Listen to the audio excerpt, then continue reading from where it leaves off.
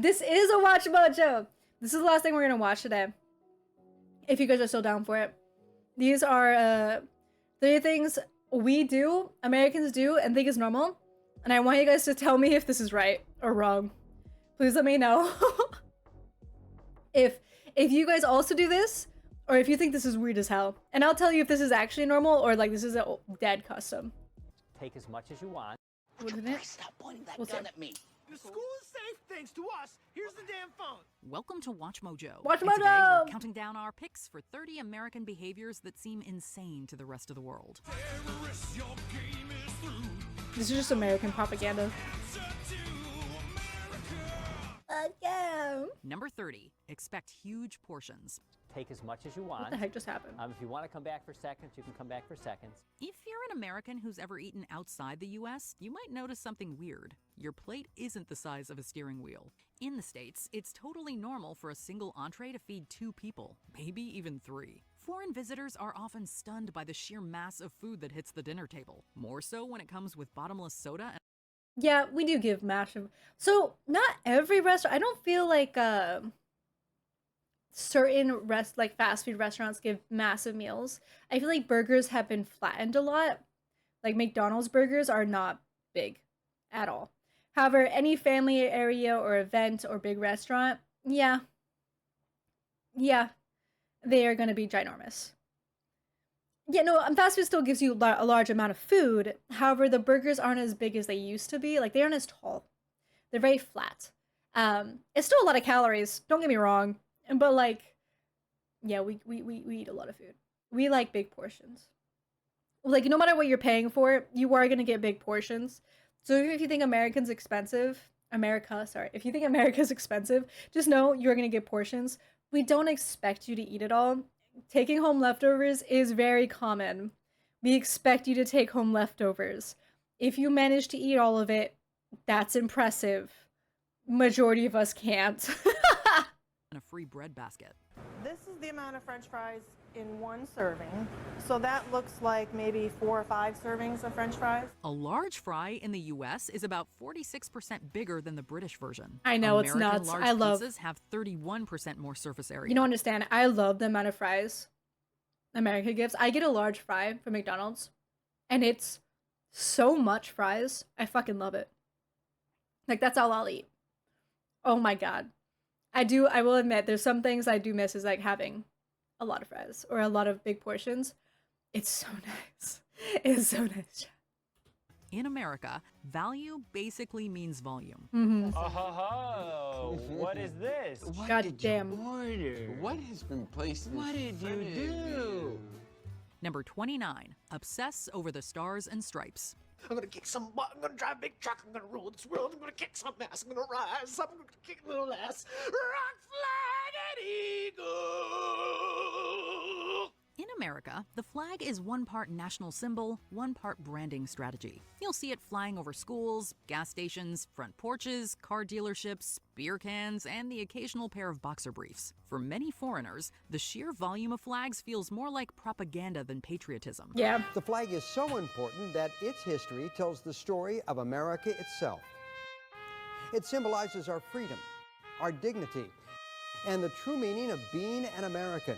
In the US, though, it's just Tuesday. While other countries display their flags on national holidays, Americans do it year-round. The Founding Fathers could never have envisioned the lever of commercialization their design would lead to. That Stars and Stripes branded gear is technically against the flag code never factors into it. In the US, the Stars and Stripes are forever. Yeah. So, I mean, I don't feel like it is. Like, you guys, we don't really notice it. We notice it a lot during the 4th of July. It comes out like crazy during the 4th of July. But yeah, flags are out 24/7. And especially like if there's been a death or something, like we'll put it to half mast and then put it all the way back up the top the next day. It is always at schools, that is true. And it's always in the school buildings, but I mean, you can burn the flag. You're allowed to do that. It pisses people off, but you can. And a lot of clothes with the flag on it. I will admit, there's in my wardrobe some clothes that have the flag on it. Like, it's hard to escape from. It's just kind of there. Yeah, flags are just everywhere all the time. But the point is, like, they're so common that you kind of forget that they're there. Like, I can't tell you the last time I've seen the flag, except during the 4th of July. Genuinely no idea. Genuinely no idea. I probably saw it a bunch of times. It's so used to seeing it that I just forget. When I see the flag, immediately I look at the stars. The stars. And the stars to me not only represent individual states, but individuals themselves. Number 28, shop at superstores. Hell yeah. In this one store alone, that's 1,100 gallons of milk, 400 varieties of cheese, 250 kinds of beer, and 3/4 of a ton of beef every day. In most countries, you pop into a store for groceries or light bulbs. You're in, you're out. In America, you can enter a superstore and emerge 3 hours later with a kayak, a 50-pound bag of dog food, and a vague sense of disorientation. Walmart, Target, Costco. For people unused to them, they're less retail spaces and more retail experiences. Step into the new town square, a coffee shop, a sushi bar, even an opera house. Oh yeah.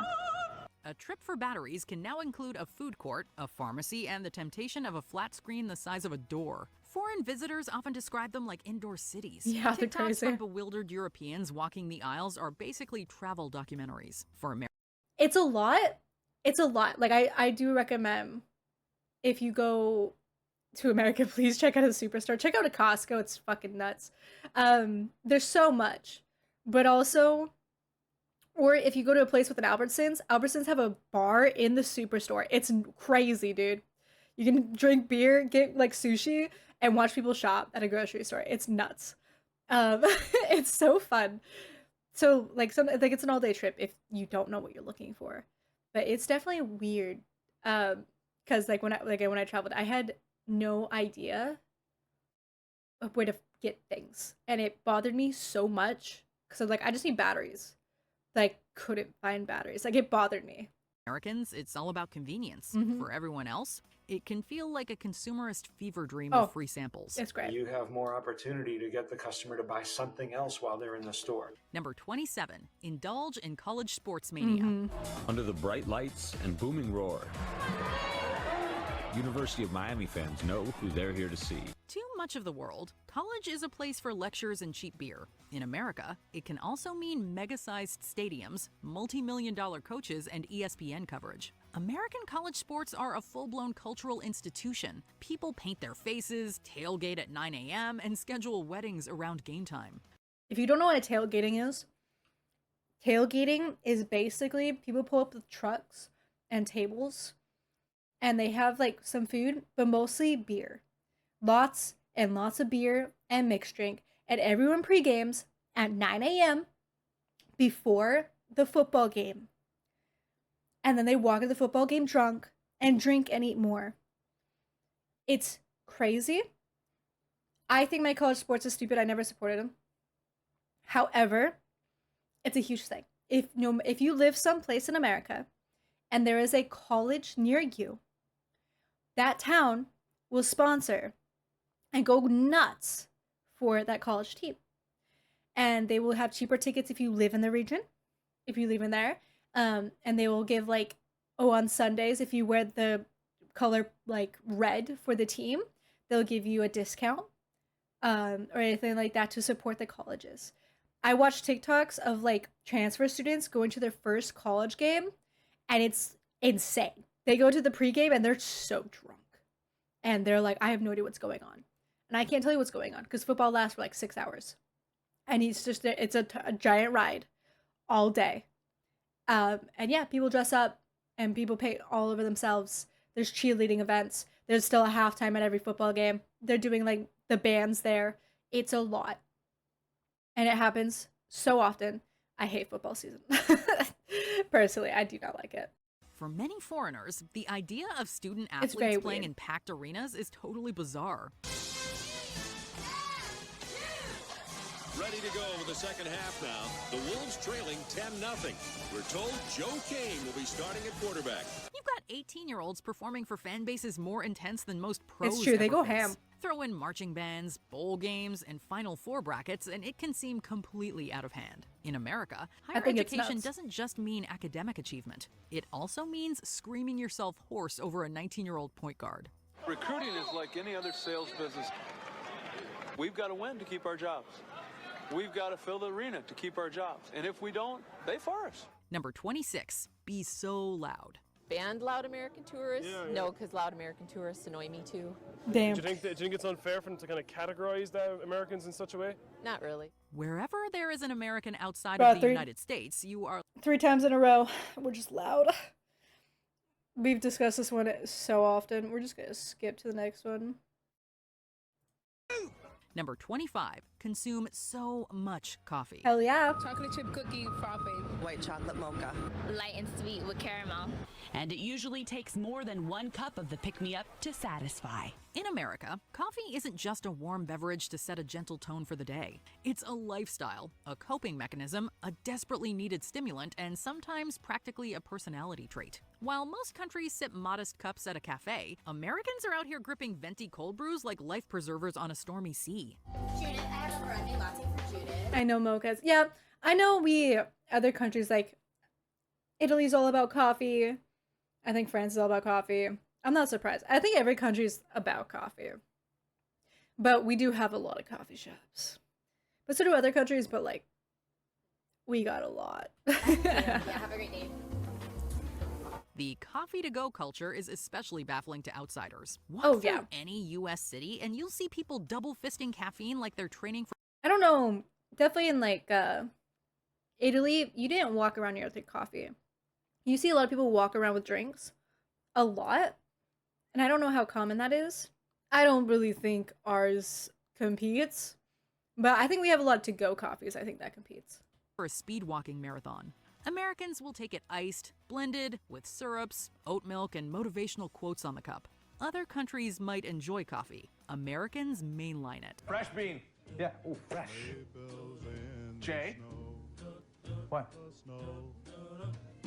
Pot of black.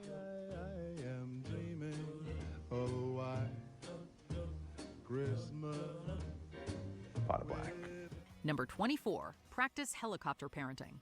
It's hysteria, she says. The world is safer today than it has ever been, even as the push to bubble wrap children keeps growing. When it comes to parenting, the U.S. wasn't always an outlier. The latchkey kid generation of Gen X helped inspire the entire kids on bikes subgenre. But modern American parenting is a different story. In many parts of the world, kids walk to school alone, climb trees, and make their own sandwiches by age 7. First you do it for them, then you do it with them, then you turn the tables and you watch them do it, and finally they can do it themselves. In the U.S., many are strapped into 5-point harnesses, tracked by nanny cams, and kept indoors over fears of potential danger. This must be new. Because when I was being in the factory, it was not like this. So this must be a new thing. Yeah, because what the heck is this? I did not know this. But it was, I've never seen this.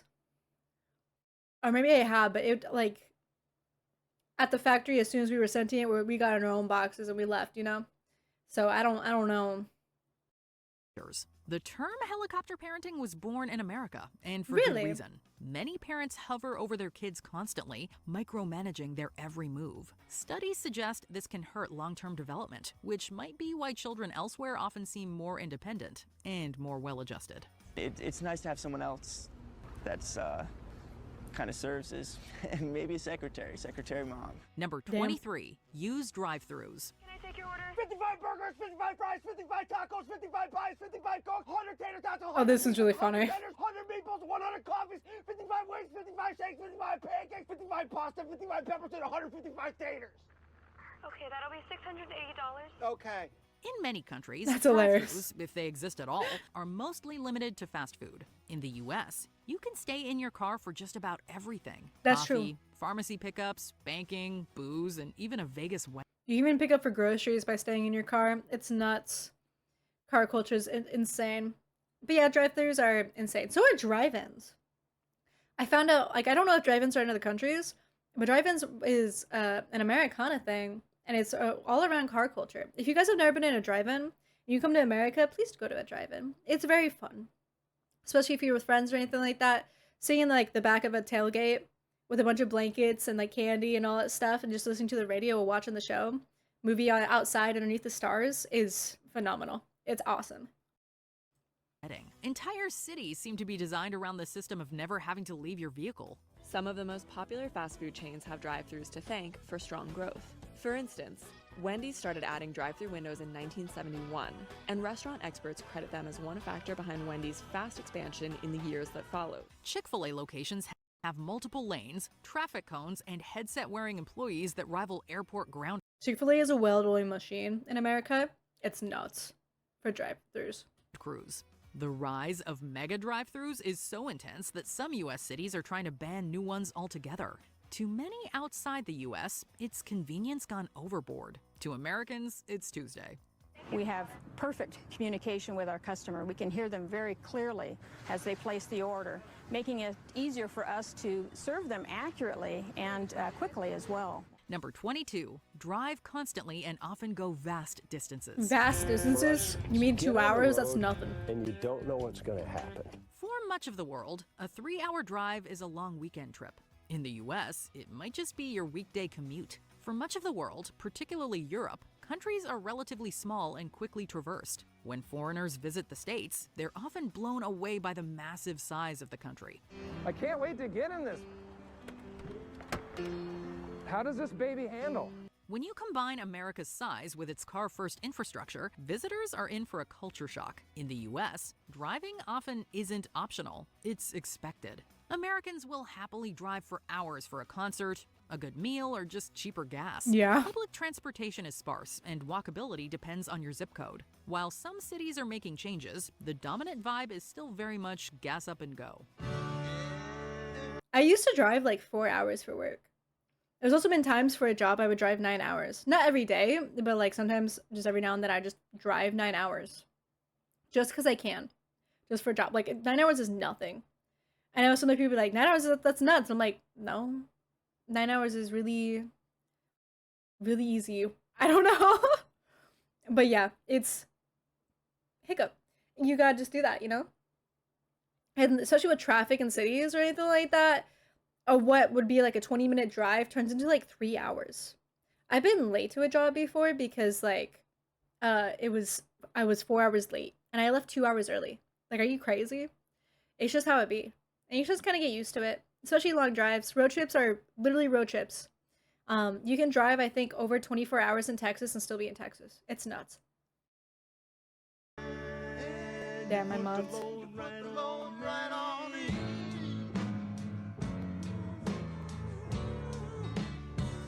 Number 21, spend exorbitantly on college tuition. You give momentum to this notion of the student as customer when you charge them so much money for their education.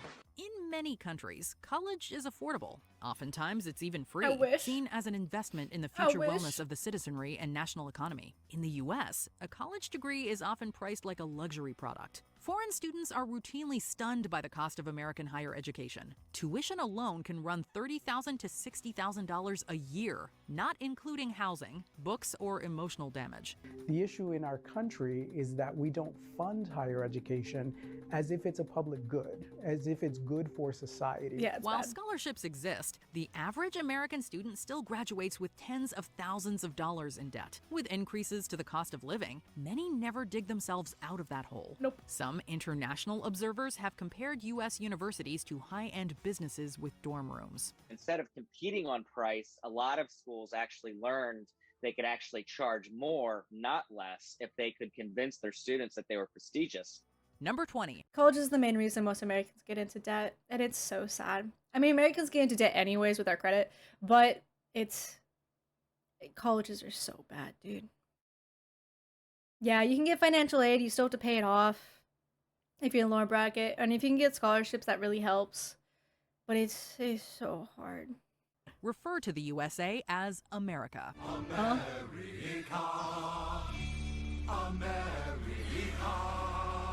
What's happening?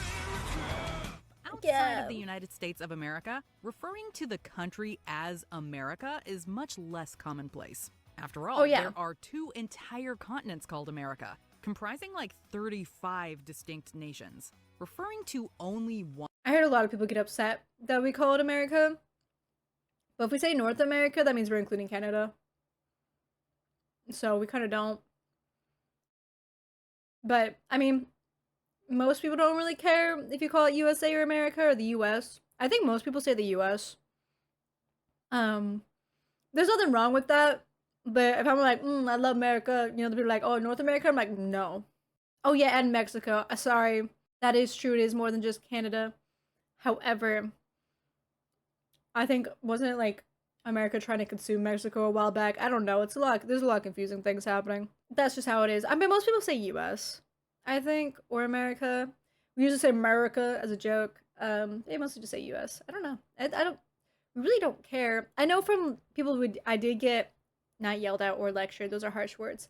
But I do get people like, what, like, why do you just say America? And I'm like, I don't know. It's kind of what we're told, that we're America.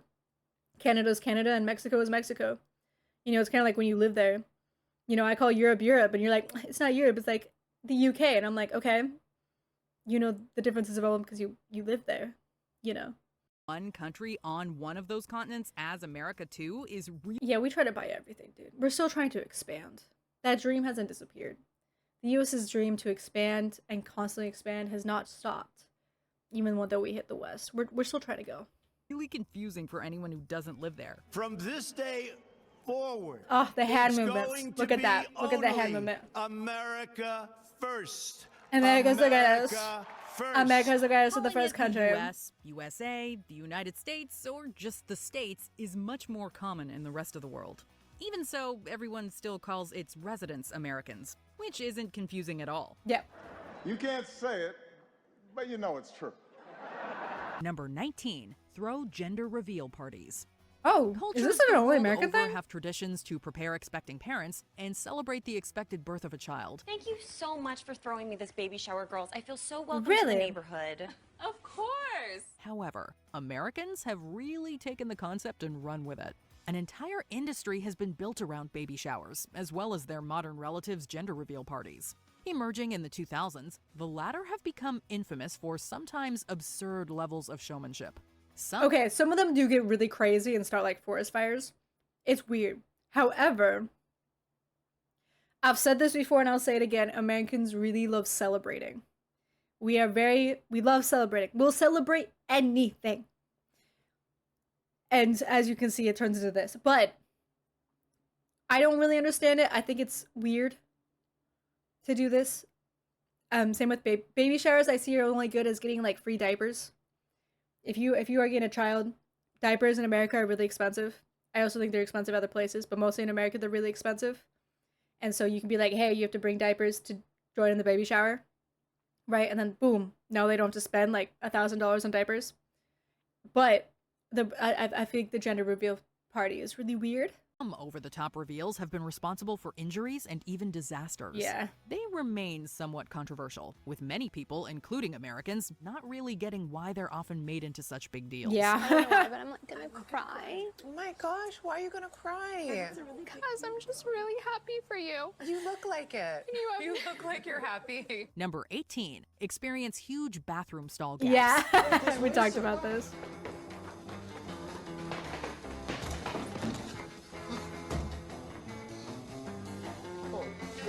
Every country's restrooms have their own quirks, like different sinks and toilet bowls. The US is known for having a high volume of water in their bowls and large gaps in their bathroom stalls, both under the door and between the door and the walls. Visitors can be taken aback at the lack of... They have been getting better at making better bathroom stalls.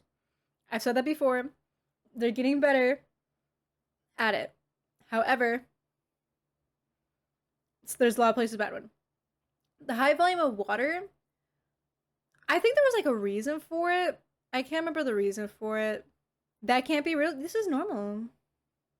What do you mean? I grew up with these. I grew up with worse, like bigger gaps. So there are ones that are better. I will admit they have like newer buildings have better bathroom stalls. Newer movie theaters have better bathroom stalls where they're lower and You can't see through the cracks. But yeah, no, you can definitely look through them. If you aren't careful and like you're zoning out, you can definitely watch someone take a shit. It's funny. Privacy. Some hold High school that they're bathrooms in the designed US? for easy Yeah, it's bad. cleaning or construction. Others that it allows one to We don't have privacy. We're very open people. check which stalls are occupied. Although occupancy indicators on the locks can do that too. Maybe so you can see if there's someone in there. Isn't that why we have locks on the doors? Well, as a backup system, in case a lock is broken, you can see if it's taken. A backup system? It might also make it more difficult to get up to no good in there. Mhm. Whatever the case, public bathrooms. That's kind of like another reason in cities why they're more open is because they need to see who's doing bad things in there. Sadly. So it's like back and forth. If a door is locked, I mean, sometimes people lock it and crawl through underneath. It's weird. In the US are built for speed, not comfort. Would you just sit down and go to the bathroom already? Number Nice. 17, have pharmacies that sell groceries. In most of the world, pharmacies sell exactly what their name implies. It's more like there's more pharmacies in grocery stores. Pharmaceuticals. While you will see tangentially related items like grooming products or hygienic things like toothbrushes. Oh no, I know the Gaps are stupid lazy. Do you know how many videos there are of like that? I've had to crawl underneath a Gap before. One of the bathroom stalls was locked. No one was in it, by the way. Or, yeah, no one was in it, and I crawled underneath it. Or there's another time my bathroom stall got locked and I couldn't get out, so I had to crawl underneath. Thank God. It was disgusting, but I had to do it, you know? So life, you know? Pharmacies don't usually carry food or toys, but in the US, that's much more common. The country is all about the all-in-one experience. Not only will dedicated grocery nasty stores bathroom have color. pharmacies built in, but pharmacies will also carry groceries. Arthur, we've literally talked about that weirdly enough, and that's so funny. Granted, the selection isn't always great, but if you're desperate for milk and the grocery store is closed or you just don't feel like crossing the street to get there, you can get some. While most of the world still limits drugstores to drugs and self-care products, we have a feeling this one might catch on. That's true. A lot of pharmacies do it as a grocery store, or grocery stores have a pharmacy in it. Most Walmarts have a pharmacy section. Target has a pharmacy section. Like, it's really rare not to see it.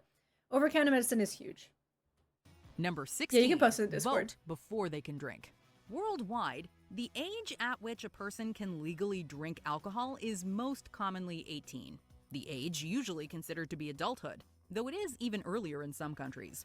The voting age on a global scale is also generally 18, for similar reasons, although of course there are exceptions. The Voting Rights Act of 1970 lowered the voting age to 18 for national elections, and the 26th Amendment made the change to 18 permanent for all elections. And 18 is where it has stayed for the past 50 years. However, the United States requires young adults to wait 3 years after being able to vote before legally being allowed to drink at 21. So it's so weird. At 18, we can legally vote, right?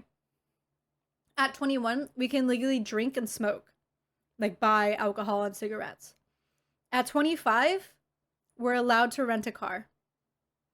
We cannot rent a car until we are 25 years old. So, it's weird.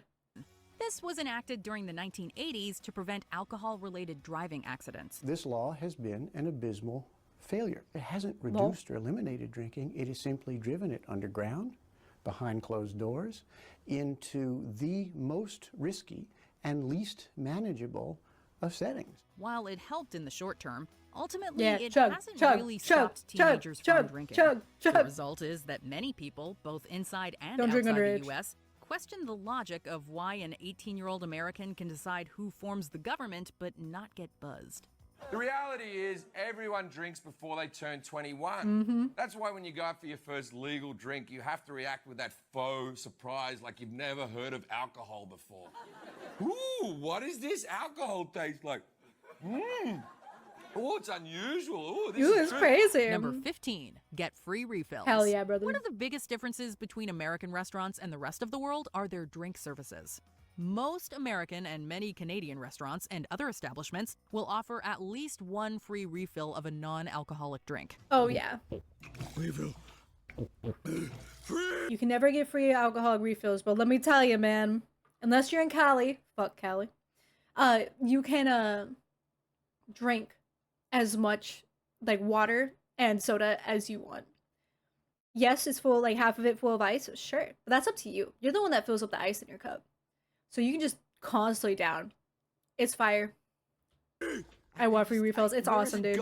The idea is that because of the low cost of drinks, particularly fountain soft drinks, offering a refill won't hurt the establishment's bottom line, particularly if drinks are not the primary source of income. However, the idea has been slow to catch on in the rest of the world, and it's nowhere near as consistently offered. Some countries have raised concern that a practice like this can lead to an increase in obesity. Number 14. Yeah. Tip service personnel. Give or take. You can't get free shakes, but you can get free like refills and it's of like sodas and water. Especially water is fucking fire, dude. It's lemonades, weirdly enough, not always a free refill. I don't know what's with lemonades.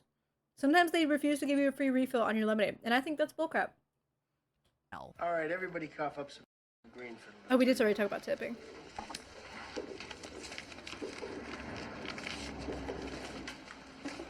Come on, throw in a buck. I don't tip. You don't tip? No, I don't believe in it. While the concept of tipping waitstaff or other people in the service industry is known worldwide, few countries have embraced the concept to the degree the U.S. has. Number 13. Obsess over the military. And I think I speak for the rest of the WWE. My God. I certainly speak for myself. I would like to say thank you to all our men and women who choose to don the uniform of the United States military. The American military is probably the best in the world. That's the guy. As it should be, since it's also one of the best funded militaries in the world. That too. In fact, the U.S. spends several times more on their military than their nearest competitor, China. What's more, there are more than a few American citizens who have a higher than average fascination with their own military and its culture. I thank you as your commander-in-chief because you inspire me. Your willingness to serve, to step forward at a time of war and say, send me, is the reason the United States stays strong and free. While other countries certainly appreciate their troops, you don't, see as many people wearing camouflage as a legitimate fashion statement. Likewise, you don't see movies made elsewhere that glorify the military to the degree that the U.S. does. Do me a favor. Tell my children I love them very much. All right, you alien assholes. In the words of my generation, up yours! Part of the American so enthusiasm weird. is certainly rooted in patriotism. Still, it may also be a reaction to an increasingly anti-military sentiment that has popped up over the last several decades. No war, okay? No war, okay? Oh, here you go, boys. These will help you protest. It's good to see that you care about peace, boys, okay? Number 12. Yeah. Yeah. Imagine it. Aliens invading another country, US. Would it be could it be the movie industry? Dude. We do like our military. We have a lot of stuff for our military. There's a lot of memes with it. Literally, we have recruiters come to schools to recruit children literally just graduating. So some of them are barely 18 or about to turn 18, and they're recruiting them, like signing that they will sign in. And it's nuts. I think I've said that so many times, but it's weird that they'll just show up and they're everywhere to help recruit people and bring all that stuff. Yeah, they're military classes in high school and in college. Yes, there's benefits in the military, but like it's a huge thing. There's always saying thank you to our military and all that stuff. It's a big thing. That one I feel like I see more often than an American flag, weirdly enough. But almost every American you'll meet has family in the military or a friend in the military. So it's very common, actually. And I think the average, if you serve in the military, you have to serve for at least 4 years. 2 years in basic and 2 years regular. So yeah, you'll meet a lot, or at least know people that have it. Yeah, you guys have mandatory service. It's not mandatory, but like a lot of people join voluntarily. A lot. And it's huge. I don't know. I get it, but I also get it. Oh my god, the use of red plastic cups. This is my favorite question. When people were like, yo, do you guys have those red plastic cups? Is there going to be red plastic cups? Yes. These are so I have some in the cabinet right now. Chat, if you went downstairs and checked, you'd probably find the red cabinet cups that I've been hiding in your like there. Yeah, the solo cups, that's what they're called.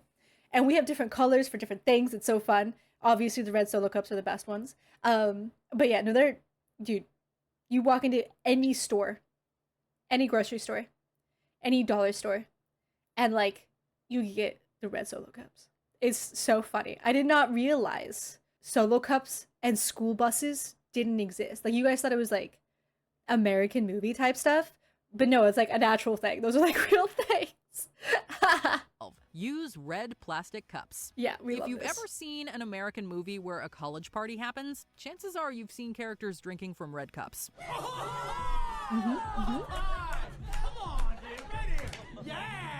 These red plastic or solo cups are everywhere in the US. The cheap drinking containers are a favorite at parties, both for their durability and their ease of use in party games. While they're also handy for crafts or gardening, they're most famous for their intended purpose.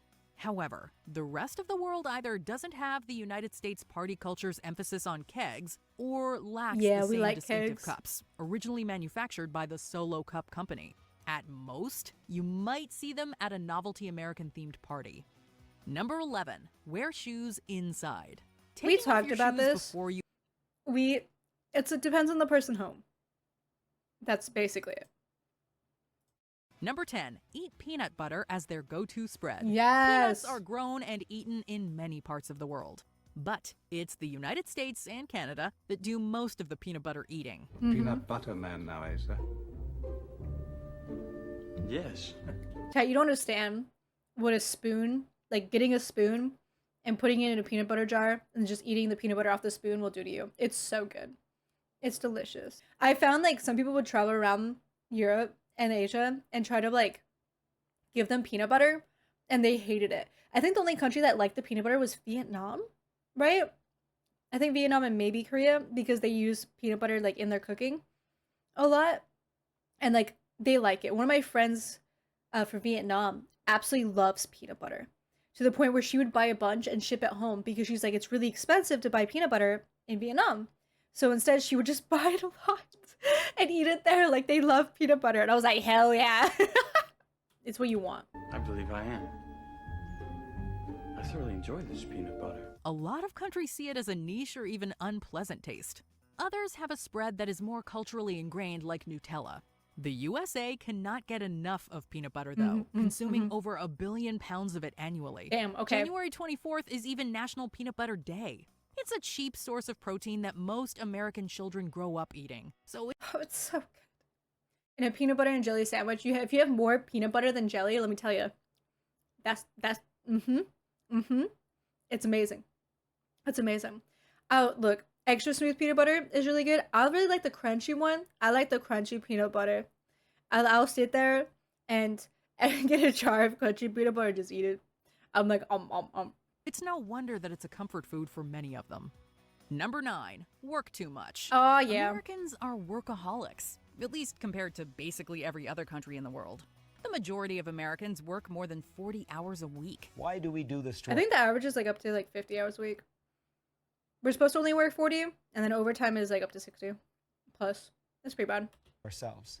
Well, the conventional answer is that this attitude towards work makes the American economy the envy of the world. America is a hectic, turbocharged system that builds, destroys, rebuilds, all at warp speed. They also tend to lack many of the things the rest of the world takes for granted, like 42 days off would be so nice. That's not fair. Paid holidays, as well as sick and parental leave. Research has shown that happier, less stressed workers do better at their jobs. Iceland even recently tried a 4-day work week that proved wildly successful. There's lots of other benefits to a 4-day working week. It's not just the environment, you know. Bro, we get 2 weeks, maybe, not paid, by the way. Usually we don't get paid time off, and everything is just sucky. It'd be so nice. I would love paid time off. Majority of companies, if you like Thanksgiving, right? If you're lucky to get Thanksgiving off. If you work in retail, you don't get Thanksgiving off. Like, you don't get paid for it off like that. not just the mental health and economy, good for the economy, but also environmental benefits too. Evidence looks like when we're commuting less as a result of a 4-day week, that brings down emissions. Also, energy consumption goes down. So this is a policy that's win-win for the environment, for workers, for employers. What's not to like about it? Several European countries take long breaks for lunch. While the American drive is admirable, grind culture becomes problematic when it costs workers their mental health and well-being. Number 8, make small talk with strangers. Yeah, we talked about this. Americans are known for their friendliness towards strangers. Number 7, casually own guns. Yeah. In many countries, gun laws are strict and gun ownership is relatively rare. In the U.S., gun ownership is protected by the Second Amendment, and gun ownership is the highest in the world. Despite making up 4% of the global population, Americans own 46% of civilian-held firearms. There's a distinct gun culture, where gun ownership is celebrated or at least seen as important for personal safety. Most states even allow you to open carry. But it's a lucky thing I had my pieces. Your pieces? My guns. Oh. Anyway, I started blasting. The issue is extremely divisive due to the country's high rate of gun deaths. Either way, the idea of having so many guns around is a novel one for many visitors. Yeah, this freaks out a lot of people. We kind of just are really used to it. But also, in a side note, the amount of people that die from heat stroke in the UK is about like 10 times the amount of people who die from guns in America. So yeah, while gun things is a problem, the fact that we have AC literally means our deaths are lower every year. So haha. It's a weird, interesting. It just depends on where you are. I mean, we have the largest military in the world, and if that's abused against us, technically it's a good thing we have the right to bear arms. But also some people go a little bit crazy with them out the right to bear arms. But also there's a lot of like hunting in America because we have a lot of wildlife. So a lot of people own guns because they go hunting. So it's just a lot. It's really just who you're talking to. I don't see a problem with it, but I understand the arguments of it. So it's just like whatever. I also have my hunting license. That's kind of why. That's a fun fact. I have my hunting license. But yeah, so that's why I'm like, I don't care, but still, yeah, you guys have a huge hunting culture, yeah. Lots of guns. Number 6, put sales tax on everything. Oh, it's so annoying. Sales tax is paid when you buy something, and the business you purchased your goods from sends that money to the government. There are 2 types of sales tax: general sales tax and excise taxes. General sales tax is a tax levied on most goods you buy. It's horrible. Excise taxes are taxes levied only on certain items. Most countries enact a value-added tax, or VAT, on goods or services purchased within their borders. These taxes are collected from every person in the supply chain, from the distributors to the consumers. The United States is one of the few to use sales tax, which not only vary wildly from state to state, but are only enacted after a purchase has been made. The state treasury depends on... And the fact that it changes from state to state is so annoying, because it can change your whole budget of how things are worked. I think, for example, Oregon has a 0% sales tax, which means everything you get is for that. However, to make up for the fact that they have no sales tax, I think it goes into their housing market. So that means if you try to own a house in Oregon, that means the tax is insanely huge there for your house. So it don't matter. The tax, they're going to get their money no matter what. It just depends on how you want to pay it. And it's not going to be fun. On sales taxes to pay for road repairs, education, and medical care for children, seniors, and the poor. They're also not listed in the initial price, which can leave foreign visitors and many Americans scratching their head as to why they're being charged more than the price on the product. Better or worse? You decide. It's certainly more confusing. What's the advice then? If you're going to buy a big ticket item, where's the cheapest sales tax? Well, you can go online and look at all the sales tax rates for different cities, and if you look at one dealership or one, Best Buy or something like that, you can find the different zip codes and look at the sales tax rates and just see how much that'll take off, and then take your family out for a nice night. It's so bad. Number 5, recite a pledge of allegiance. I pledge allegiance to the flag of the United States of America.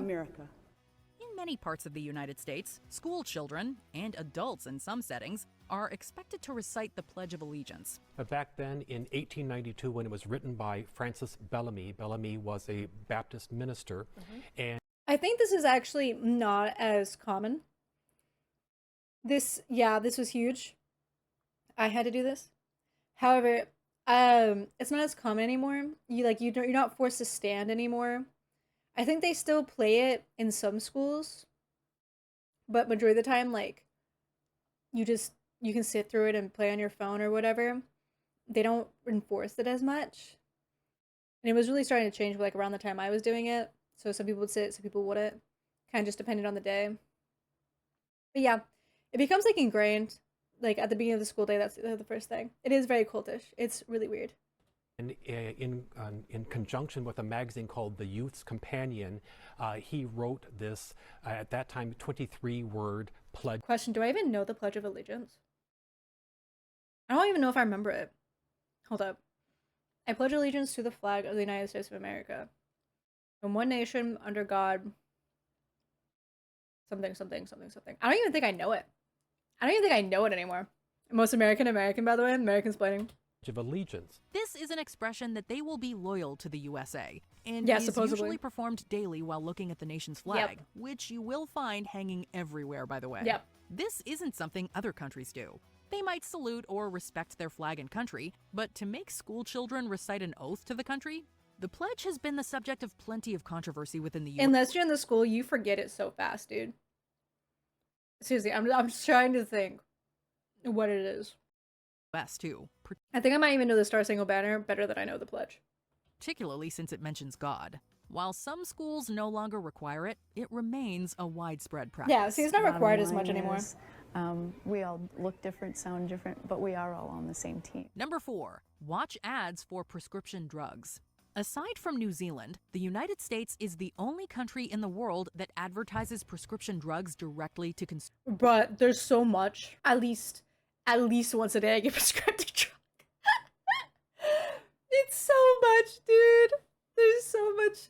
I've been watching these ads for years. So many drugs. And then watching, they're like, hey, if you've taken this drug, you need to call immediately because you're, like, probably poisoned. Like, what? Yeah, go to the doctor to see if this drug is right for you. You have sore shoulders? Guess what? Go take this drug. Drug culture is huge. Consumers. Every day, Americans are bombarded with ads for prescription medications. Every day, featuring generic, everywhere, pleasing every website. imagery and a list of side effects longer than a flagpole. Side effects may include upper respiratory infection, stuffy or runny nose, and sore throat and headache. Many people, Americans included, are baffled by the practice, as doctors and not patients are meant to decide what drugs to prescribe. Proponents claim that advertising increases competition and lowers drug. Yeah, we don't. I mean, some Americans still watch TV. I used to watch TV a lot and just watch a bunch of ads, but not really anymore. It's mostly like Netflix, Hulu, and stuff. We kind of went away from it.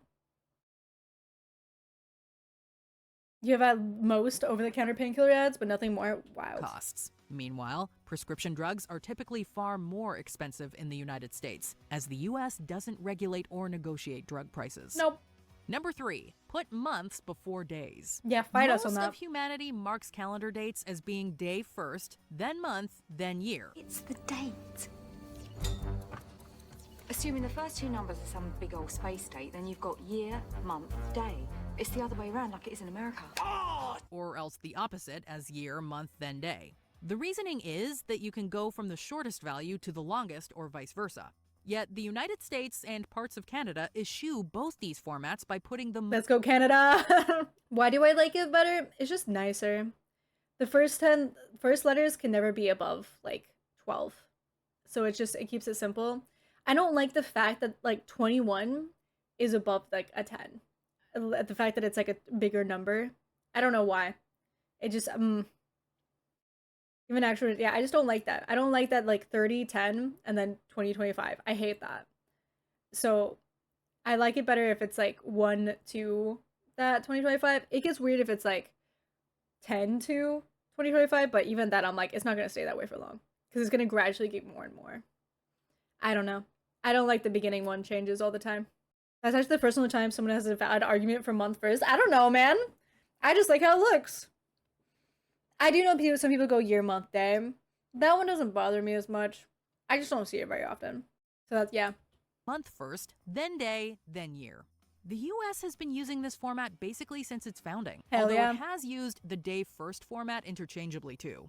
The exact reason why is debatable, but as far as practicality goes, it can be useful when filling out forms to know which month it is before which day or year. Number 2, go bankrupt from healthcare. Hell yeah, the Medical most American thing you can do. Of over 60% of all bankruptcies in the United States. In 2017, 1/3 of the money raised on GoFundMe went towards medical campaigns.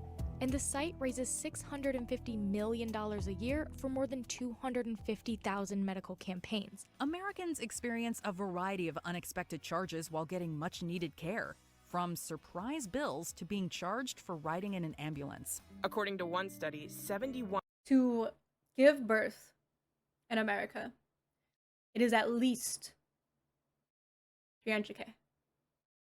At least. And that's if your medical insurance doesn't cover anything. So you'd pay all the pocket and they'd pay everything else. Most time people pay is about $10K if they have good insurance. It's bad. Literally, people would rather, like, we have the joke of you don't call an ambulance because an ambulance is a different fee than the hospital. And sometimes your insurance doesn't cover ambulances. It only covers the hospital.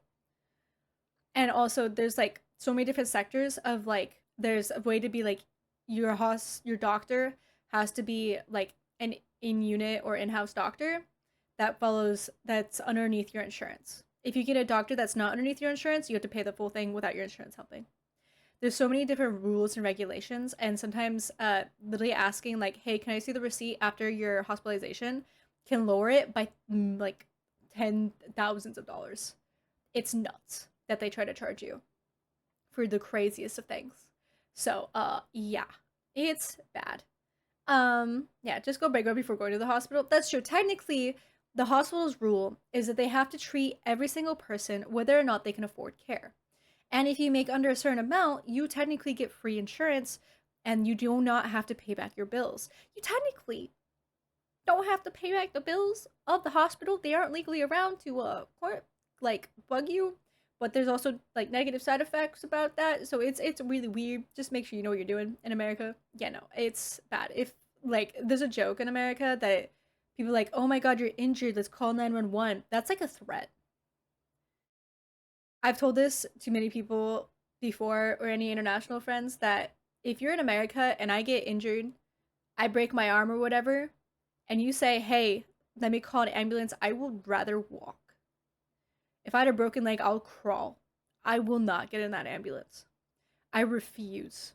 I cannot afford it. I would be in so much debt that I would not be able to you would literally be financially ruining my life. That's how bad it is. So, no thank you. Would rather drive myself. There's been stories of people being stabbed or shot or like falling on something and literally have it like right next to their heart, and they drive themselves to work. Or not to work, they drive themselves to the hospital because they refuse to take an ambulance. No one wants to get in an ambulance if they cannot afford it, if their insurance won't cover it. It's nuts. 1% of all ambulance providers do not take the patient's insurance.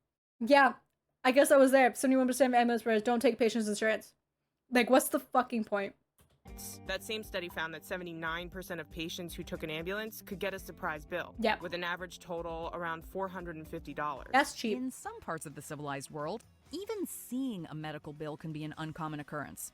Healthcare worldwide tends to be much more regulated than it is in the US. It's either funded through taxes in a single-payer system or else through individual insurers who are more strictly monitored. Other countries, they don't have this problem. Instead of every private insurance company negotiating with every healthcare provider, there's just this big list. The central government, they go and they say, if you want to sell to us, to all of our people, then here's what you can charge for a checkup. Here's what you can charge for an MRI or a prescription for Lipitor. That sounds so nice. While there can sometimes be extra charges, for most of the world, medical debt is basically unheard of. except in horror stories about the US. Can't get a credit card. I can't buy a house. I don't see me ever being out of debt. Before we continue, be sure to subscribe to our channel and ring the bell to get notified about our latest videos. You have the option to be notified for occasional videos or all of them. If you're on your phone, send men and hopefully women to the moon. Yeah, all and beyond. Still are in gallons and inches. Mm. And when the entire world is metric, I do not understand this. There are 3 countries in the world that don't use the metric system. It's the metric Myanmar, system. Liberia, and the United States. Objectively, metric is the less arbitrary measurement Let's system, go, metric since system. everything goes by tens. Even Britain and Commonwealth countries have converted. The point is, the US system has always been a little more accessible than metric. Sure, stacking up 12 thumb widths to make a foot, that's still kind of weird, but it's not so weird that we're clamoring to change it. Although admittedly, they do still use measurements like feet and inches casually. So now I can't ask a distance when I visit another country. I'm like, how far is that? They're like, that's 500 kilometers. I'm not in the Olympics. So why hasn't the US converted?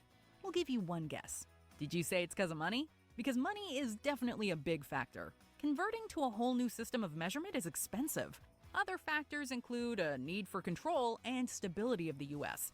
So, inertia, basically. Why change Yeah, we're when stuck. you don't need to? And you know what your mom says? If all the other countries jumped off a bridge, would the US do it too? No. Or something like that. A 2015 Rasmussen poll asked Americans if we should No. switch to a metric system and adopt Celsius as our main temperature scale. We said 64% nah. said no, while 21% said yes, and the remaining 15% fuck was the undecided. Celsius. So it looks like we're perfectly fine with being different. Is there anything more American than arguing over what is and Nah, we're sticking with Fahrenheit. We sticking with Fahrenheit over here. Well, I hope you learned something, chat. I hope you learned something you never thought you would learn from America. I don't know. Chat, was there anything that was super surprising? Knew this already? Damn. Was there anything that's super surprising that you're like, yeah, that's, I've definitely knew that, or definitely didn't know that? Most of the stuff I'm like, yeah, I kind of agree with, and I think some of it's still prevalent to this day. Some of it's not as strict or as like common. Like things is like now down to a case-to-case basis, but yeah, mostly American stuff. I'm so sorry. And if you visit America, I know there was a lot of stuff to learn today, but it's not as scary as you think. It's pretty easy. You could just walk in, act like you own the place, and everyone would be like, yep, seems like another person to me, because that's just how it is here. Most people can't really tell you're American unless you have an accent, and then once you have an accent, you kind of get worshipped, which is kind of crazy. So if you want to feel like a goddess, really lean into that accent a little bit. This all felt very sad. Welcome to my life as an American. Yeah.